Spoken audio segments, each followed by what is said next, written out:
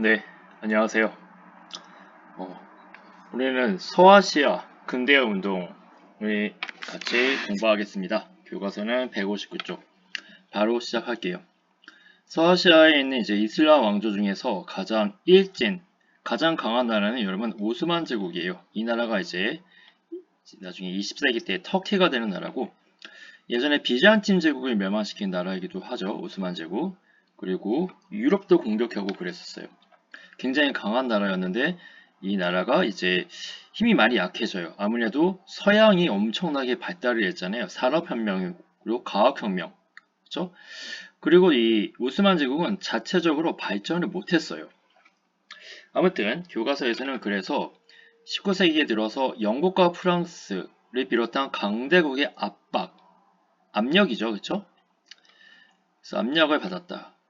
그래서 오스만 제국은 개혁이 필요하다고 본 거죠.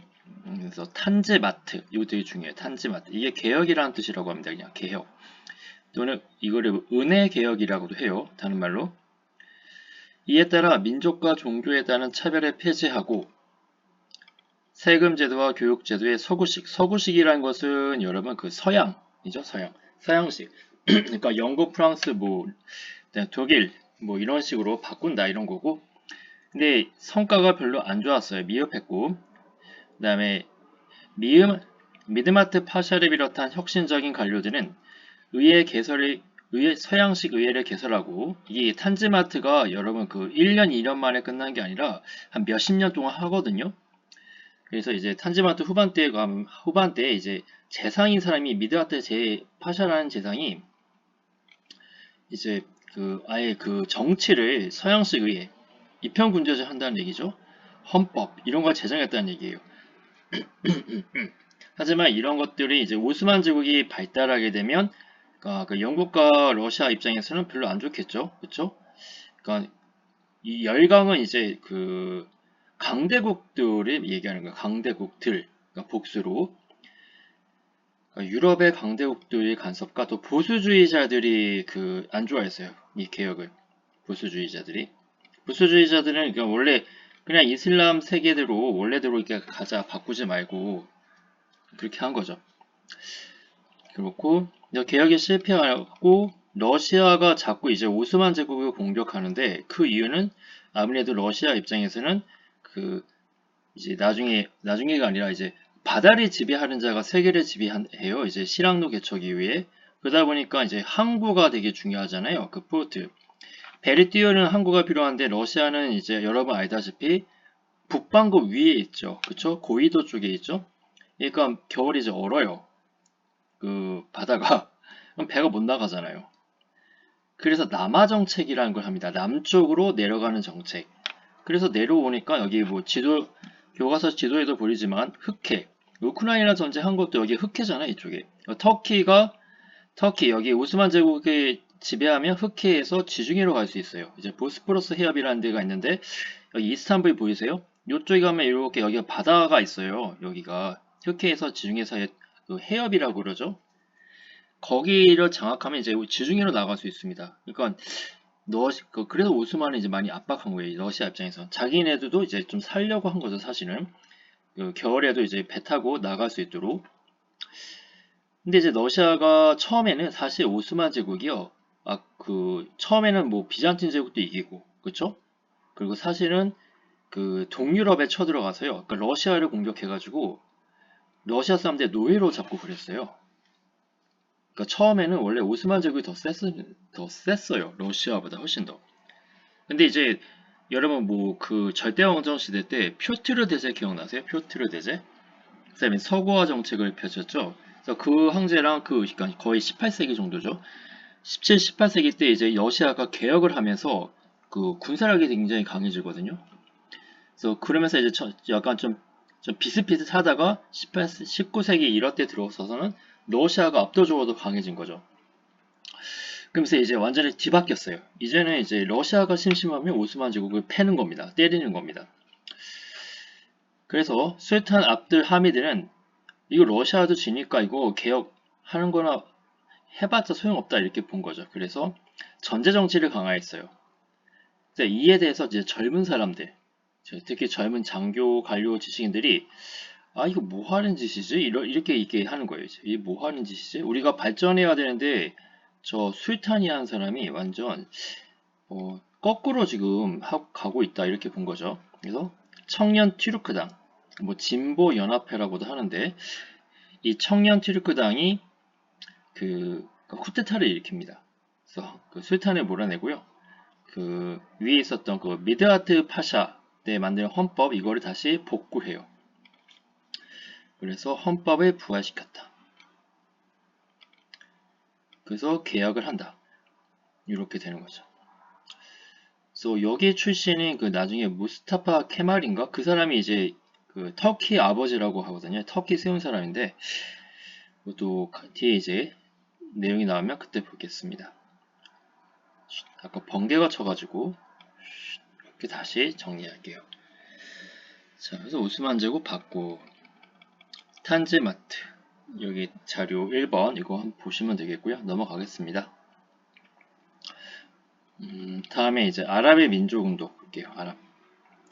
아랍 지도에 보면 지금 여기 사우디아라비아인 아라비아 반도죠. 여기가 메디나 메카 여기가 무하마드 알리가 이슬람교 만든 지역이잖아요. 그래서 이슬람교이 가장 먼저 믿은 지역.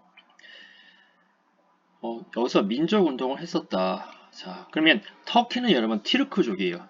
티르크족. 돌걸에서 왔다고 하거든요. 돌걸, 티르크. 그래서 아랍인하고 티르크족은 민족이 다르죠. 그런데 이제 오스만 제국이 워낙 세다 보니까 술탄 칼리프제라는 것에 차지했잖아요. 즉 아랍 그러니까 이슬람족 믿는 사람, 이슬람교 믿는 애 중에서 나라 중에서 제일 탑은 이제 그 오스만 제국이 됐잖아요. 그러니까 아랍인들은 원래 아랍 지역에서 이슬람 지역이 나왔는데 투르크족이 가져갔잖아요. 근데 오스만 제국이 워낙 세다 보니까 뭐라고 할 수 없었었죠. 그렇죠? 힘의 그 균형 그 논리에 의해서. 근데 이제 19세기부터는 어때요? 오스만 제국이 흔들흔들 거리죠. 러시아에게 지고 막 영국에 간섭받고 그러다 보니까 이 아랍인족이 이거 우리가 다시 그 주도하자 그 이슬람교대로 이런 생각을 이렇게 갖게 되는 거예요. 그래서 교과서에 보면 오스만 제국이 쇠퇴하자 영국, 러시아 같은 열강이 아랍 지역에 침입했다. 그러니까 약간 위기감을 얻은 거죠. 얘네는 그 유럽 애들은 그 기독교잖아요. 그러니까 이슬람교 사람들 입장에서는 옛날에 십자군 전쟁도 했었었고 좀 사이가 안 좋았겠죠. 근데 무조건 안 좋은 건 아니에요. 무역도 하고 그랬어요. 오스만 제국이 그러니까 전성기 때도 그렇고 이런 상황에서 이분 압들 와하브라는 사람이 이제 그 학자나 봐요. 이 사람이 정치는 아닌데 이 사람이 와하브 운동 자기 이름을 땄어요.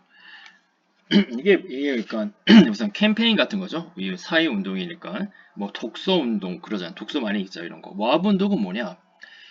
이슬람대로 살자 이 얘기. 이슬람대로 살면 뭘 봐야 돼요? 쿠란. 경전이죠. 이게 이슬람 경전. 쿠란대로 살자. 그러니까 기독교로 치면 성경 말씀대로 살자 그 얘기잖아요. 그러니까 쿠란대로 살자. 자꾸 왜 번개가 치지? 번개가 친다.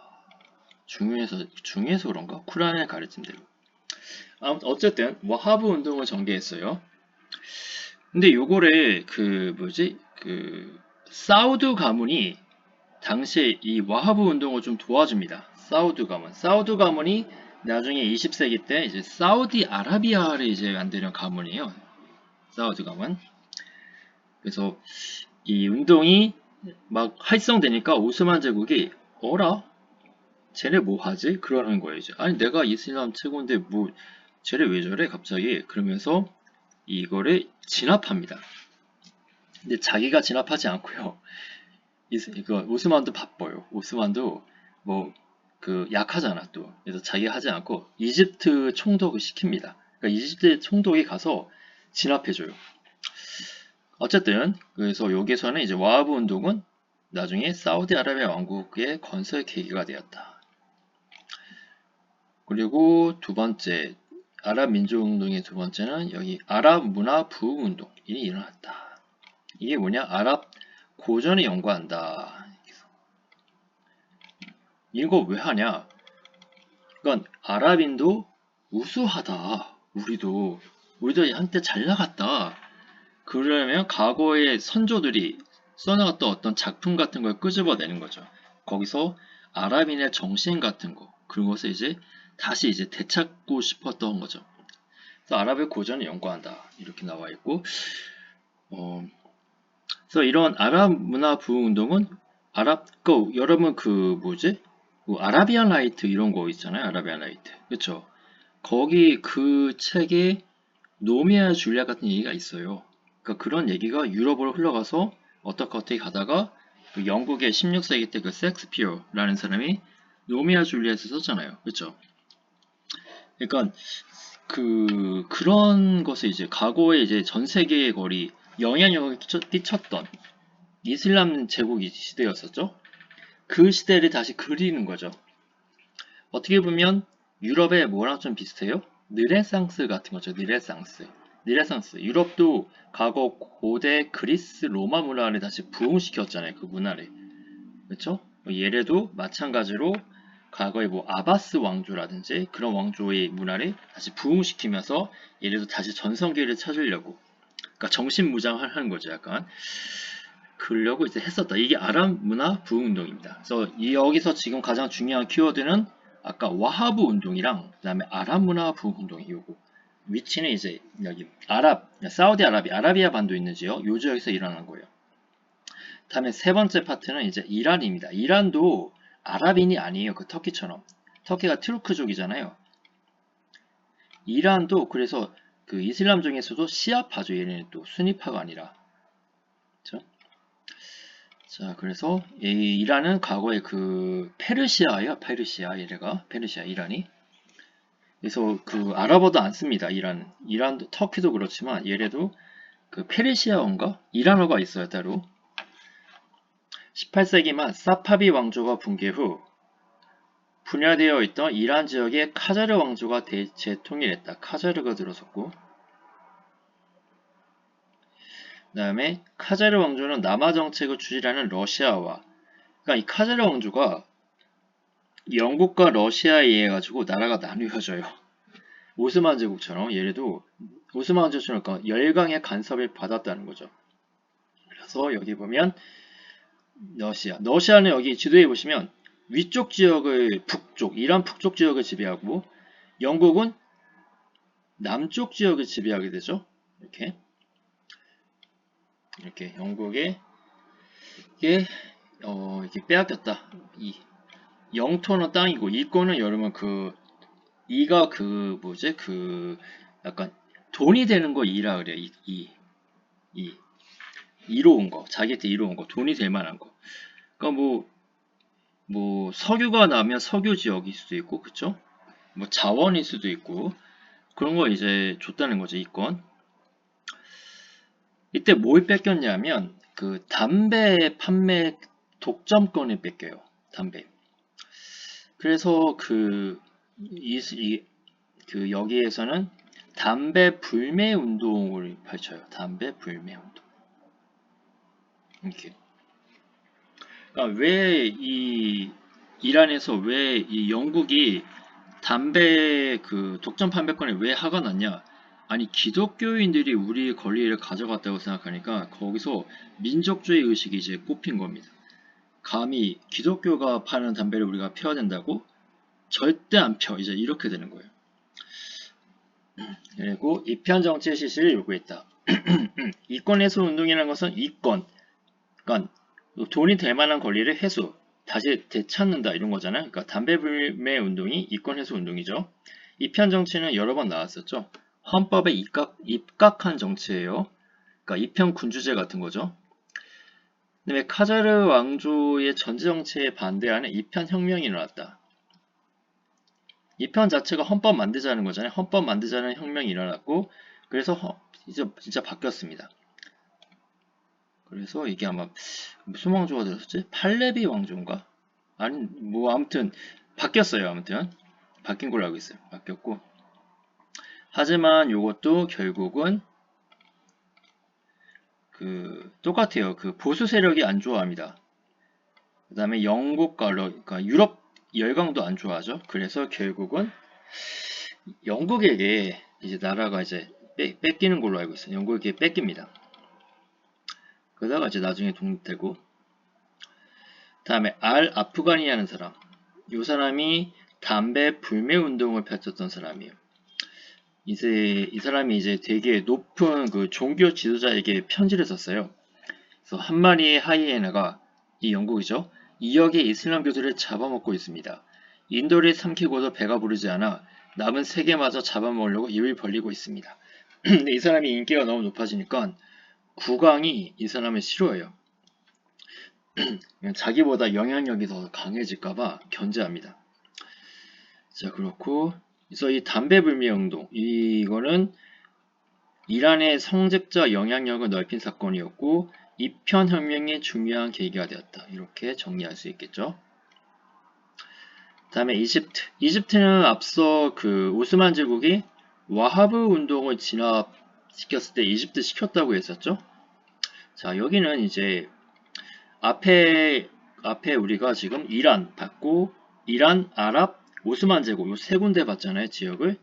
이집트는 지금 근대화라는 말이 나와요. 지금 근대화, 그렇죠? 그러니까 서양식으로 됐다는 얘기예요. 왜 그러냐면 얘네는 나폴레옹의 침입을 받았어요. 이 과정에서 서양의 그런 프랑스의 기술, 무기 이거를 느낍니다. 그리고 그거를 절실했던 사람이 바로 절실히 깨달았던 사람이 무함마드 알리라는 이 군인이에요. 이 군인이 프랑스랑 그 싸웠던 장군이에요. 오스만 제국 장군입니다. 이 사람이 너무 잘 싸워가지고 이 사람이 이제 오스만 제국으로부터 인정받아요. 그래서 총독으로 임명합니다. 이집트는 그래도 좀 외곽 지역에 있어요. 오스만 제국에서. 그래서 그 중앙에서 이렇게 중앙 집권하기가 멀기 때문에 이제 총독으로 이제 보낸 거죠. 그래서 이 사람이 서양식으로 그 개혁을 해요. 그러니까 아라비아 이 이슬람 세계에서 최초예요. 이 이집트가 최초로 이거 합니다. 무함마드 알리가. 그래서 그 서양하고 약간 외국물 먹었다고 해야 되나? 그런 거 하면 아무래도 그 좀 뭔가 다른 변화가 필요하다는 거 이제 느끼잖아요. 그쵸? 뭐 여러분 중에서도 어렸을 때 외국에 갔다 왔다거나 외국 사람을 만났다거나 뭐 그러면 뭐 영어가 필요하구나, 외국어가 필요하구나 이거 느끼잖아요. 절실히. 그런 것처럼 무함마드도 서양식 무기 맛을 보니 이거 바꿔야겠는데? 이제 그렇게 된 거죠. 바꿔야겠는데 이렇게. 근데 오스만 제국은 안 바꿨어요. 왜냐면 전에 유럽을 갖고 놀았거든요. 자기네들이.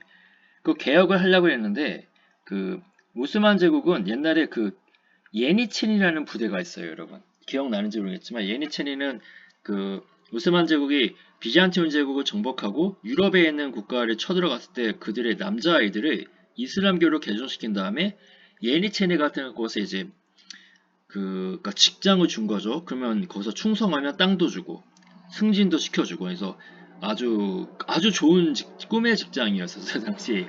근데 얘네들이 어떻게 보면 90군대잖아요. 옛날 군대잖아요. 아니 200년 300년 지났으니까. 그래서 개혁을 하려 그러면 이 예니체니가 개혁을 반대했어요. 심지어 그 지배자 술탄 칼리프죠. 그 술탄을 살해하기까지 했습니다. 그래서 개혁하려 그러면 목숨을 걸어야 됐어요. 자기 부하들에게 살해당하잖아요. 그래서 이 개혁을 못했던 거예요. 하고 싶었어도.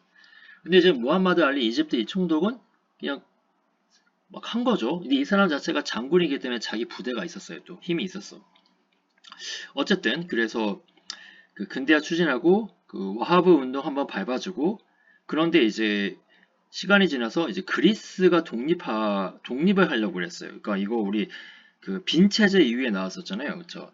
그때 그리스 독립했을 때 영국, 프랑스, 러시아가 그리스 독립 도와줍니다. 그러니까 오스만 제국이 무함마드 알리에게 또 연락해요. 야, 우리 좀 도와줘. 그러니까 무함마드 알리가 이거 상대가 와하브 같은 그런 게 아니라 영국, 프랑스, 러시아잖아요. 그쵸? 이거는 이 싸움이 안 되잖아요. 그래서 무함마드 알리가 딜을 겁니다. 그러면 저 이거 이집트 여기 이제 오스만 제국 총독 안 하고 그냥 독립할게요. 자치권 주세요. 이거 도와줄 테니까. 그러니까 오스만 제국이 이게 급하니까 알았어 콜 이렇게 됩니다. 그리고 얘네가 또 그럼 시리아도 주세요. 그러는 거야. 생각해봐도 안 될 것 같아요. 그러니까 뭐 그래요. 이거 많이 요구해요 이제. 근데 어쨌든 이제 오스만 제국은 알았어 단장도 하죠. 근데 갔는데 무하마드 알리가 또 깨집니다. 그 함대 있잖아. 함대를 키웠는데 그 다 박살나요. 그 반대가. 그러니까 배 한 대가 되게 비싸잖아요. 굉장히 그렇죠? 그러니까 무하마드 알리가 그러고 있는 거죠. 그리고 자치권을 인정받아 이제. 이제 그래서 오스만 제국에게 충성 안 해도 돼요. 자치권을 얻었기 때문에. 그래서 무하마드 알리는 이제 큰 계획이 있었죠.